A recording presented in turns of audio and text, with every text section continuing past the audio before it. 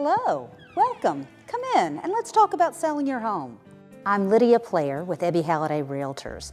Let's talk about some tips for selling your home. When you've got your home on the market, and we're marketing it to a lot of people, we're marketing it to the general public and to other agents. In Dallas, 85% of the time, the buyer for your property is going to be brought by another agent. So it's important that we're marketing your property to both general public and to the general agents in the area. Now, when a buyer looks at your property, they have 5 decision points. The first decision they make is when they're looking at it online. They look at the photos, they look at the description, and they decide then whether or not they want to come take a look at your house. So the first decision point is online. The photographs need to be great. The descriptions need to be what appeals to them. The second decision point is when they drive up and walk up to your property. When it's 100 degrees outside in Dallas and they drive up, if it doesn't appeal to them so much, they might say, oh, let's move on, maybe another house. Or they walk up to the front of the property and the agent's getting the key box out and fumbling with the keys or something. They're looking around at the entrance and how it appears from the outside. So the second decision point is when they drive up and walk up. Their expectations get set at that point. Either they're thinking, maybe this isn't the house for me, or they're thinking, oh, this is nice. I'm eager to see what's inside. The third and the biggest decision point is in the first 10 seconds of walking in the door. I can turn around to a potential buyer after walking into the house, 10 seconds later turn around to them and say, so what do you think? And if they say, I'm not so sure, no, I don't really think this is for me, we can go ahead and leave now. But if I turn around to them and I say, what do you think? And they say, yes, I like it, they're feeling good about it, then we're halfway there. So when those potential buyers walk in the front door, we want the clouds to part, the sun to shine, and the birds to chirp. We want them to fall in love with your property.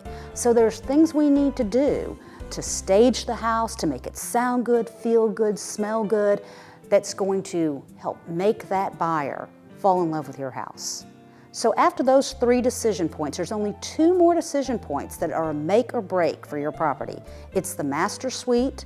And when I say master suite, I mean the master bedroom, closets, and bathroom, and the kitchen.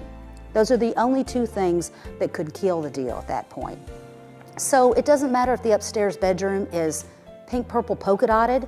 If you've passed those first 5 decision points, you've got a pretty good chance of getting that potential buyer to be interested in making an offer on your property.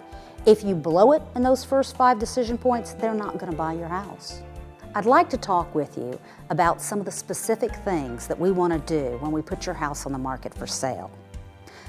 Every house that I list for sale, I work a minimum of 2 hours with a professional stager to make it look right and make it appeal to those buyers. There is a psychology of working with buyers and the way they think and the way that you can present your house to appeal to them and let them imagine themselves living there. In this house, for example, we've got a beautiful entry. One of the things that's important is how the house smells. This house smells wonderful. You can't tell it right now, but the best scent is to use either fresh linen or fresh rain.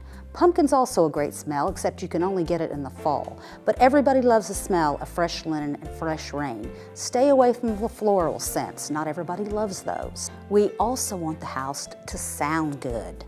I'm going to provide for you, when we list your house for sale, a CD of music that I'd like you to play for the showings. If you don't have the CD player or surround sound or something like that, you can always put soft jazz on the TV stations in all the rooms. And I mean softly, we don't want to overwhelm people. But the best music to play is either Frank Sinatra or Michael Bublé.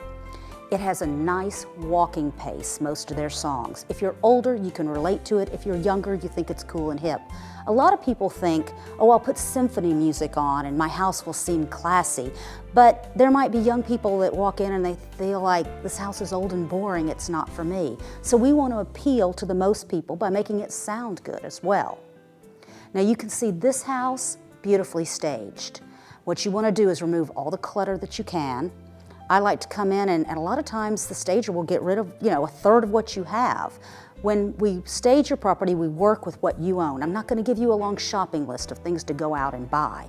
We're going to make what you have most appealing. But neutral is best. I know a lot of people think, well, my house is unique, it's great, everybody's going to love it the way I do.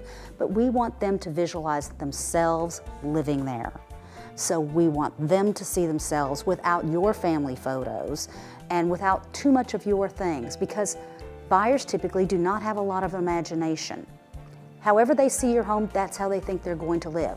So if they see a lot of dog toys around and dog bowls around and they say, well, I'm not a dog person really, that's a negative that we don't want to conjure up in their mind. If they see kids' toys around and they don't have children, they're going to imagine themselves living the way they see you're living.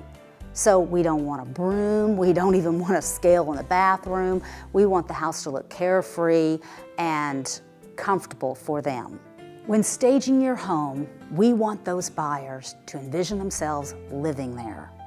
So, for example, one of the things we like to do is on an outdoor area, and this house has a beautiful pool area, we might put a throw and a pair of reading glasses, a magazine, a coffee cup there, and make it look like somebody had just gotten up from that.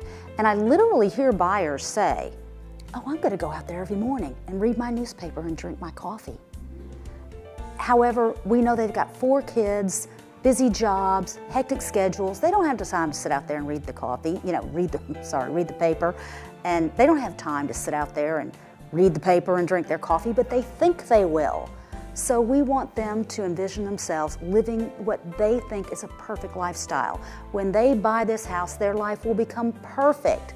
The kids won't fight, they won't be overweight, everybody will love each other, their life will be perfect, because that's what people want when they're looking to buy a home.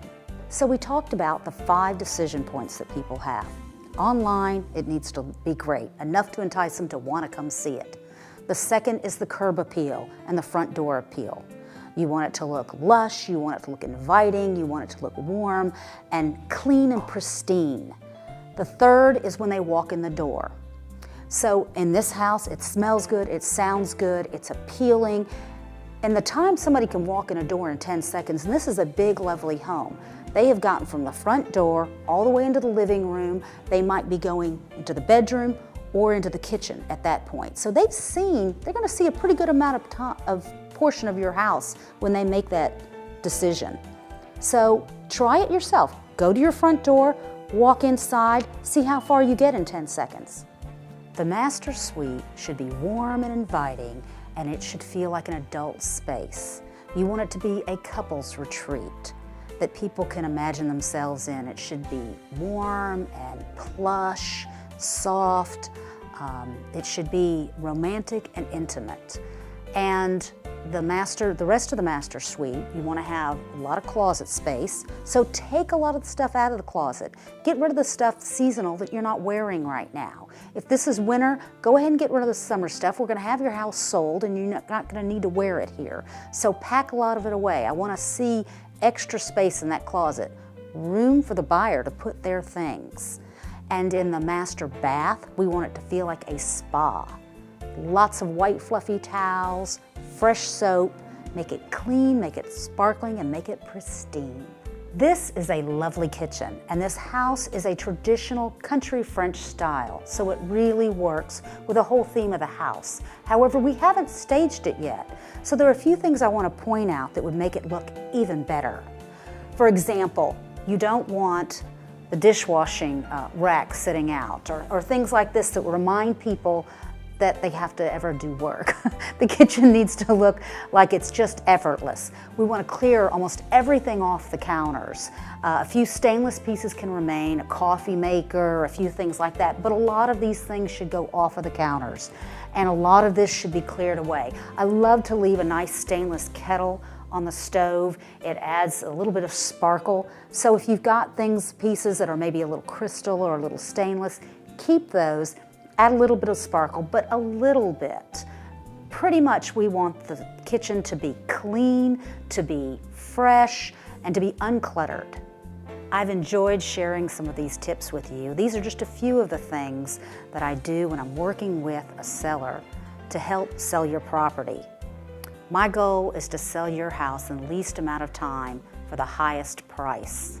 No one will work harder than I do to sell your property.